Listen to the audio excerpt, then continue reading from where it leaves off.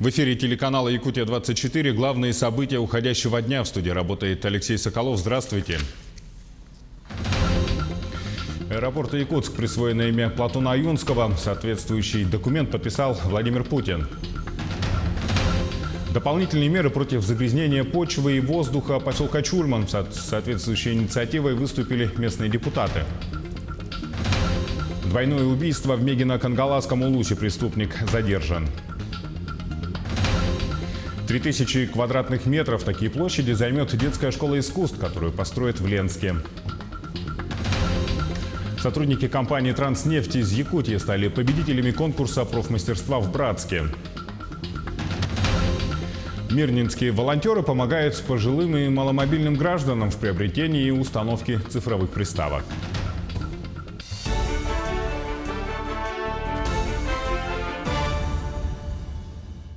Владимир Путин присвоил имя Платона Аюнского аэропорту Якутск. Напомним, что россияне выбрали имена для 42 аэропортов страны в рамках проекта «Великие имена России». Согласно результатам голосования, аэропорт Якутска получил имя писателя Платона Аюнского.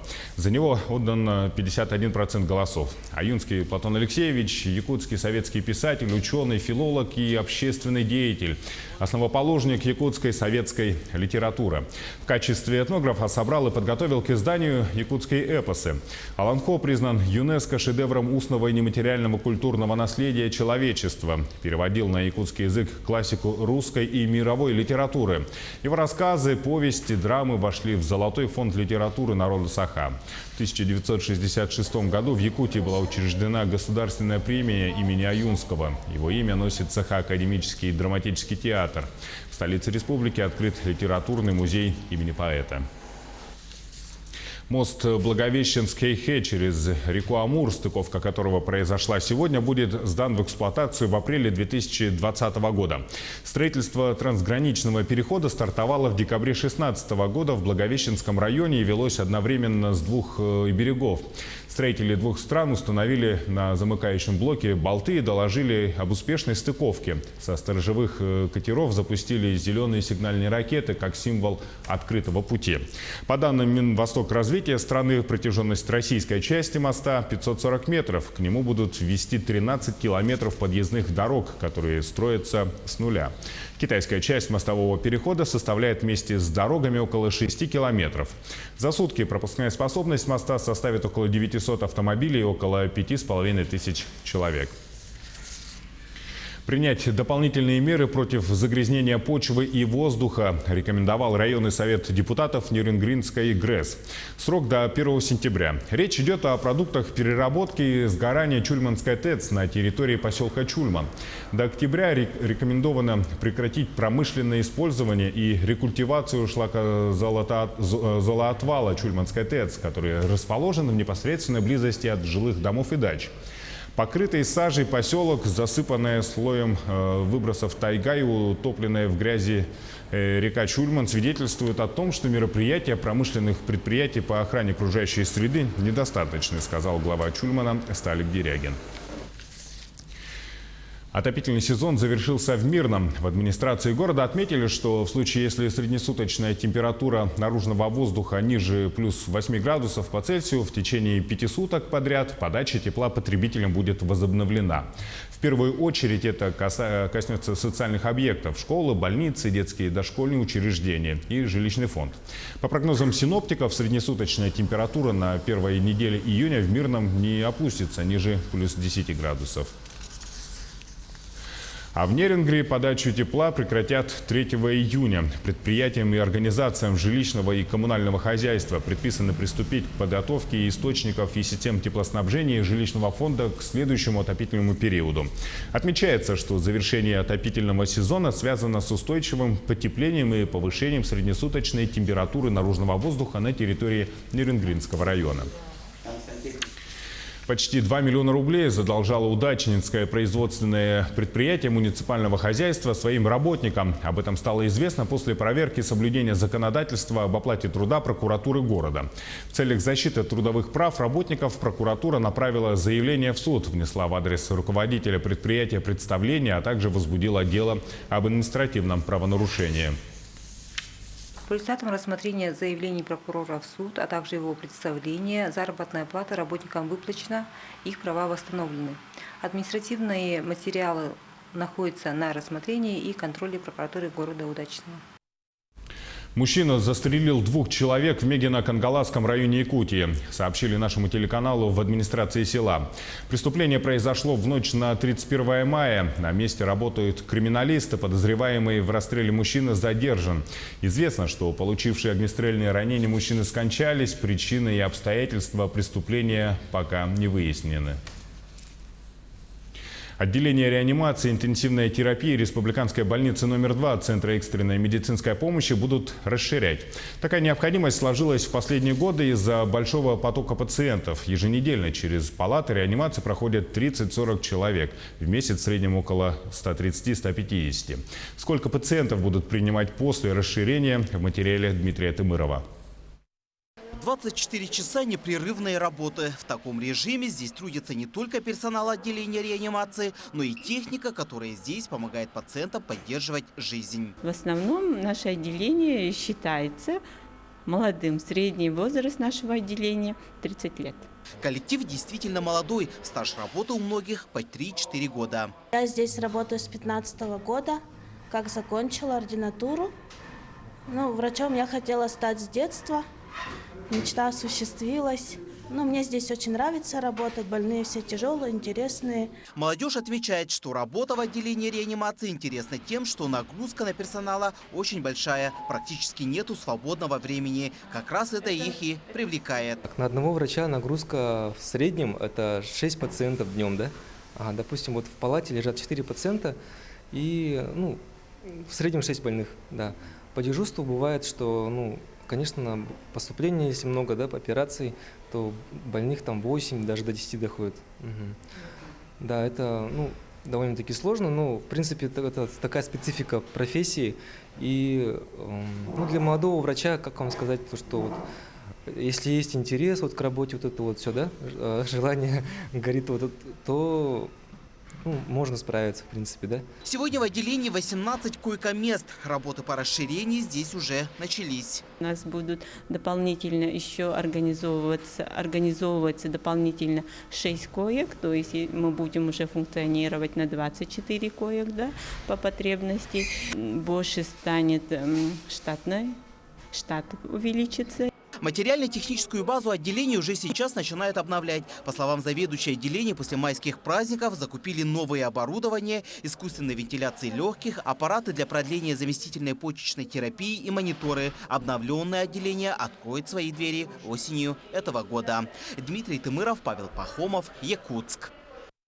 В споры между гражданином и страховыми компаниями вмешается омбудсмен по финансовым вопросам. С 1 июня становится обязательным сотрудничество страховщиков, продающих полисы обязательного и дополнительного страхования автогражданской ответственности с уполномоченными по правам потребителей имущественных услуг. В случае, если урегулировать спор с самой компанией не получилось, то застрахованный может обратиться к омбудсмену. В результате он получит решение уполномоченного, которое подлежит обязательному исполнению финансовыми организациями. Однако к финансовому уполномоченному можно обратиться только до подачи иска в суд. Омбудсмен будет рассматривать обращения граждан, связанные с имущественными претензиями граждан к страховым компаниям. В свою очередь, Банк России в лице службы по защите прав потребителей и обеспечению доступности финансовых услуг продолжит осуществление защиты прав потребителей финансовых услуг и применение мер надзорного реагирования к нарушителям по вопросам, не связанных с гражданско-правовыми спорами между гражданами и участниками финансового рынка. А с 1 июля этого года застройщики страны перейдут на проектное финансирование и рассчитываться с дольщиками через эскроу-счета. По словам специалистов, новые изменения должны полностью искоренить проблему обманутых дольщиков, число которых только растет. В Якутии в официальном реестре числится более 130. Ульяна Шагина побывала на замороженной стройке. Собственники квартир в 69-м квартале на улице Каландрашвили с 2014 года ждут ввода вот этого вот дома. После долгих разбирательств по решению арбитражного суда дом передан строительной компании «Якутпромстрой». Сейчас готовится документация по передаче дома, и жильцы надеются, что наконец-то в скором времени получат ключи от долгожданных квартир. Северная строительная компания начала собирать деньги на строительство этого 14-этажного дома еще в 2013 году. В долевое строительство тогда вступило 68 человек. Через 2 года застройщик должен был ввести дом в эксплуатацию, но, как видите, вместо дома лишь каркас 2 этажей и заброшенная застройка. Говорить о каком-то решении, что сроки какие-то будут уже нами утверждены, нет, мы этого не можем делать, так как мы сейчас только изучаем документы. Пока строился дом, собственник квартиры Анастасия успела родить 2 малышей. Она приобрела здесь 2-комнатную квартиру 5 лет назад. И с тех пор, разбираясь с застройщиком, прошла все круги ада. У нас замена застройщика, наконец-то, долгожданная. И мы этому очень рады. Между тем, Северной строительной компании принадлежал и 2-й объект, расположенный в том же квартале. Дольщики объекта достроили его самостоятельно, создав жилищно-строительный кооператив «Дабан». Дольщики объекта 2-й очереди пытались найти аналогичный выход, но у дома всего лишь 12% степень готовности. Представляю интересы своей сестры. Они в районе все продали, вложились в этот дом. И они оба пенсионеры. До сих пор они ничего не получили. Сегодня в официальном реестре пострадавших от долевого строительства числится более 139 человек и 6 объектов недобросовестных застройщиков. Между тем, порядка 70 объектов с долевым участием граждан только строится. Напомним, с 1 июля многие застройщики перейдут на эскроу-счета и больше не смогут напрямую привлекать деньги дольщиков. Мы тоже начали подготовительную работу, отработали уже с несколькими банками, выбрали наиболее оптимальные условия из всех предложенных и уже вплотную отрабатываем заявку. Министерством строительства проводится разъяснительная работа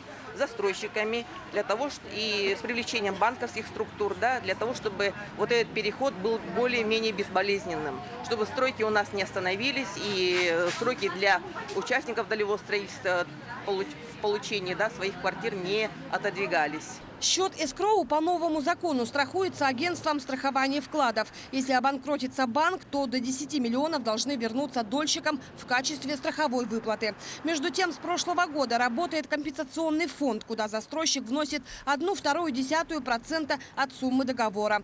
Теоретически изменения в законодательстве должны искоренить проблему обманутых дольщиков. А как будет на практике, покажет жизнь. Ульяна Шагина, Георгий Григорьев, Якутск. Ну а сейчас небольшой блок рекламы и смотрите далее на телеканале «Якутия-24». 3000 квадратных метров такие площади займет детская школа искусств, которую построят в Ленске. Сотрудники компании «Транснефть» из Якутии стали победителями конкурса профмастерства в Братске.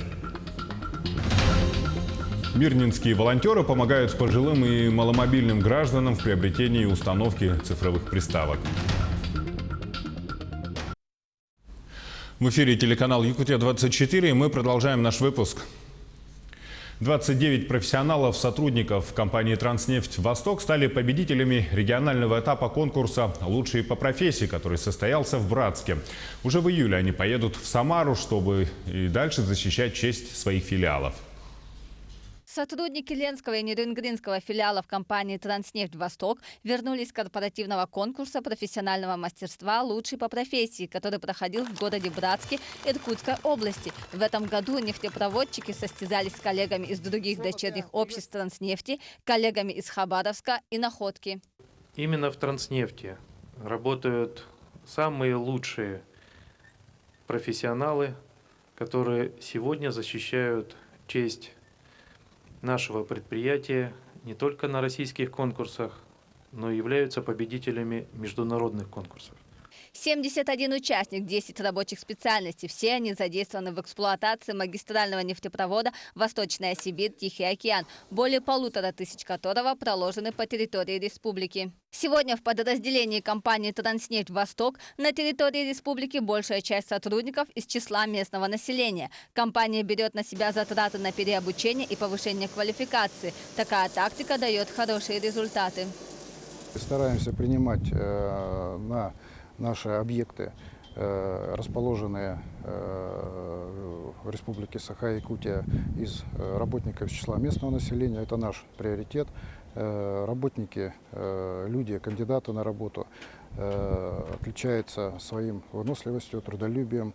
Корпоративный конкурс профессионального мастерства – это возможность повысить свой профессиональный уровень, обменяться опытом с коллегами из других подразделений компании. И от того, как мы умеем правильно производить реанимационные действия, мы можем спасти ему жизнь в бросающие сроки. Если делать все правильно, все четко, каждое действие должно быть отточено, то проблем никаких не будет.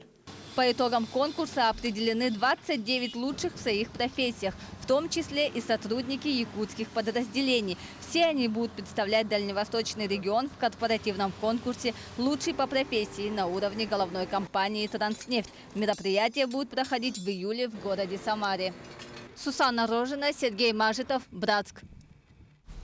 Со следующей недели вся страна полностью переходит на цифровое телевидение. В связи с этим мирнинские волонтеры решили помочь пожилым и маломобильным гражданам в приобретении приставок и их установки. Подробнее в сюжете нашего СОБКОРа в Мирном Марфирины Алексеевой.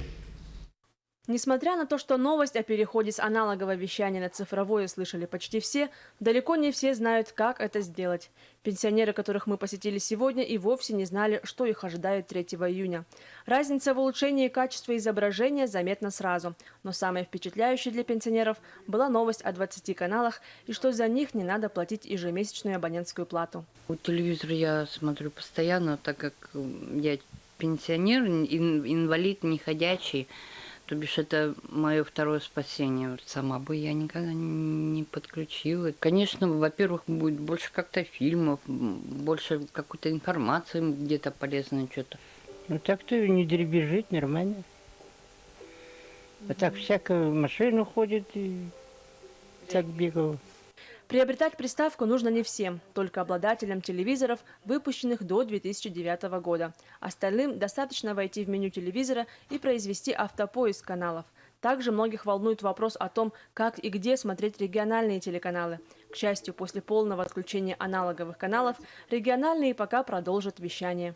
Для тех, кто хочет ловить еще и аналоговые каналы республиканские, нужен будет всего лишь один переходничок и переключаться просто между телевизором и приставочкой. Сплиттер для телевизионного кабеля можно купить в любом бытовом магазине, он стоит не более 100 рублей. Для тех улусов, где нету не цифрового вещания, а только аналоговое. То есть для них выделены деньги на закупку комплектов спутникового телевидения, в которые также входят и республиканские каналы. То есть в нашем Мирнинском районе это поселок Заря и поселок Полярный. Жители этих двух поселков смогут получить комплекты НТВ+ или телекарту бесплатно. Нужно только написать заявление или позвонить на бесплатную линию. Оказалось, что многие пожилые люди не готовы к переходу на цифровое телевидение. Группа добровольцев продолжает искать нуждающихся. Группа волонтеров, мы так и называемся, волонтеры WhatsApp, где сидят 16-17 человек, и 8 человек откликнулись на призыв собрать деньги и купить несколько приставок и установить их пожилым людям, либо многодетным семьям. Оповестили Совет ветеранов. Теперь они знают, что когда я им позвонила и спросила, они сказали, мы впервые это слышим. То есть до них еще пока это дойдет, а представляете, 3 июня отключат телевизор, и он станет одной картинкой, и у людей будет паника. Тем, кто еще не переключился с аналогового вещания и не знает, с чего начать, подробную инструкцию вы сможете найти на сайте смотрицифру.рф. Марфирина Алексеева, Артем Алексеев, Мирный. Новая детская школа искусств на 360 учащихся появится в Ленске. Трехэтажное здание в зелено-бежевых тонах построят в районе городского парка на улице Таежная. Фасад выполнят из керамогранита. По спецзаказу будет изготовлена световая вывеска «Школа искусств». Площадь застройки составит 1300 квадратных метров. Общая же площадь надземной части здания более 3000 квадратных метров, а также предусмотрен цокольный этаж. В марте месяце Росстройпроект направил проект «Архитектурно-градостроительный облик детской школы искусств». Его направили в администрацию города Ленска. Мы получили официальное согласование. На проекте можно увидеть фасады. Также был согласован сам эскизный проект, объемно-планировочное решение. То есть уже видна расстановка кабинетов, то есть какие кабинеты, где, на каком этаже расположены. 31 мая во всем мире отмечается День отказа от курения. Его ежегодно проводят, чтобы привлечь внимание людей с заболеваниями, связанных с регулярным употреблением табака. По данным Всемирной организации здравоохранения, ежегодно от так называемой табачной эпидемии умирает около 6 миллионов человек. В Якутске сегодня прошла акция под девизом «Здоровая молодежь, сильная республика». Подробности в материале Дениса Тишина.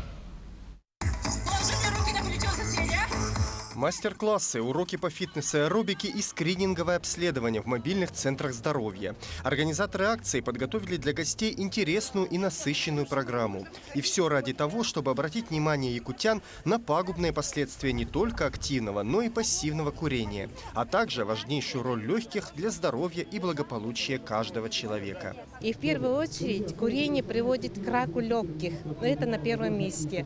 А дальше идет у нас заболевания сердца, сосуды, да, это в первую очередь инфаркты, инсульты, потому что курение приводит к сужению сосудов.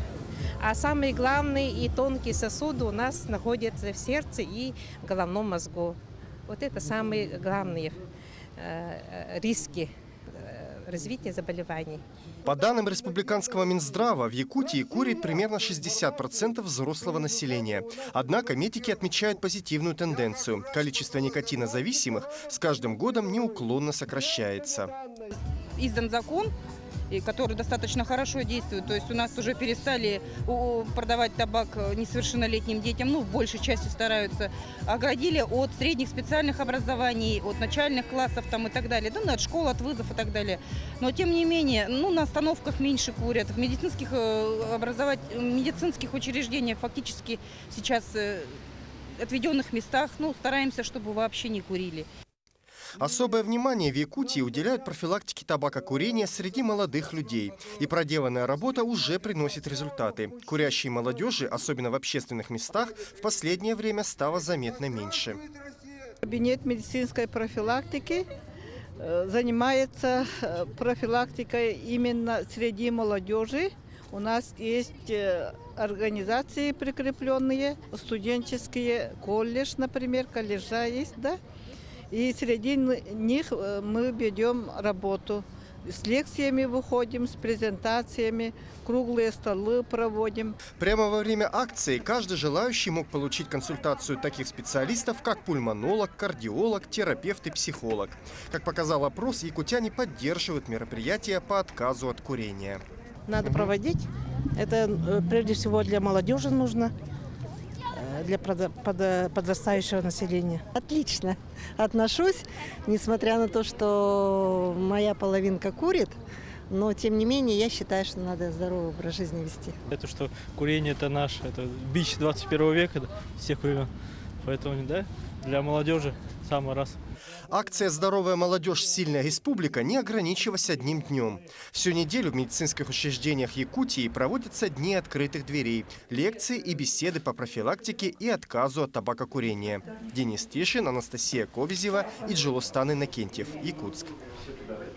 А многие ли алданцы отказываются от такой нездоровой привычки, узнавала Татьяна Вахнина. В последний день весны жители всего мира отказываются от папирос, сигарет и сигар. Курить, как известно, здоровью вредить. Губительное воздействие никотина на организм ни для кого не секрет. Тем не менее, в мире насчитывается около 1,5 миллиардов курильщиков. Пробовала, конечно, дело было, не буду скрывать, но как-то слава богу, нет. А заядлым курильщикам, брать себя в руки. Курильщик скован узами физической и психологической зависимости. Курить или нет, каждый выбирает сам. Однако медики напоминают, сигарета – убийца не только курильщика, но и палач будущих поколений. Тот же, кто сумел оставить вредную привычку, достоин звания героя, убеждены бывшие дымоглоты. Бросил курить 4 месяца тому назад. И абсолютно спокойно к этому делу отношусь. Не тянет, не хочется. В день отказа от табака наркологи проводят лекции о вреде курения. Различные акции объявляются волонтерами. В учреждениях образования и в Центре семейного устройства проходят агитационные мероприятия за здоровый образ жизни. сигареты вместо конфеты, там вот такие вот штуки. Я сама курила 25 лет, и с рождением ребенка я бросила вот просто за один миг. Просветительскую работу врачи и педагоги ведут в течение года, делая акцент на школьников и студентов. Между тем, курящей молодежи немало. Результаты медосмотров и медкомиссий весьма красноречивы. Ситуация как бы в процентном отношении не сильно, но в пределах 2-3%, к сожалению, пока снижение годности идет. И, честно говоря, не знаю, вот в городе ходишь, курит молодежь. Алданский район в Якутии лидирует по количеству онкозаболеваний. Остается неблагополучной ситуация по сердечно-сосудистым болезням. В числе основных факторов врачи называют вредные привычки. Более активный должен быть образ относительно спорта, занятия гимнастикой, плаванием, отказ от курения, табака. Как свободу выбора употребления сигарет представляют табачные компании. Эта позиция, однако, весьма искажена. Права курящего человека заканчиваются там, где начинается право окружающих на чистый воздух. Татьяна Вахнина, Сергей Шипачев, Александр Лукин, Алдан. Телеканал «Якутия-24» следит за развитием событий. Не переключайтесь, оставайтесь с нами и удачи вам.